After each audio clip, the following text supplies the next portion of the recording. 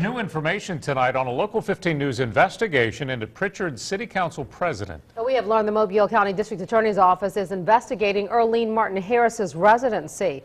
Last week we showed you our surveillance video of Martin-Harris and Daphne taking her kids to school, going to work, and leaving her Daphne home early in the morning and going there at night. Now, she admits her husband and children live in Daphne, but she just visits. Local 15's Andrea Ramey continues to investigate.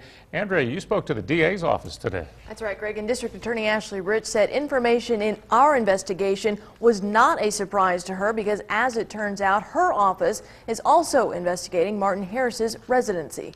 Was forwarded to the mayor's office. For a council president of Prichard, Earline Martin-Harris spends an awful lot of time 18 miles away in Daphne.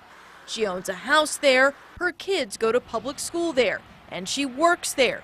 But she claims she spends the majority of her nights in this Prichard home, fulfilling the residency requirement by law. Do you believe that she lives in Prichard, or do you believe she lives in Daphne? Well, my opinion doesn't matter. What matters is, we have an ongoing investigation into the residency requirement. District Attorney Ashley Rich says her office is almost finished with its investigation into Martin-Harris's residency. Rich says some of the video we captured will be used in their investigative report. Once the investigation is complete, Rich says she will decide if a judge should review it. It's not a criminal proceeding. It's called a quo warranto proceeding, and it would be filed in circuit court, and then residency would have to be determined in court. Rich says if a judge found Martin-Harris does in fact live in Daphne and not the district she represents in Prichard, she would be removed from office. I mean, it's just that simple. If you don't meet the residency requirements, then you're no longer allowed to hold that position.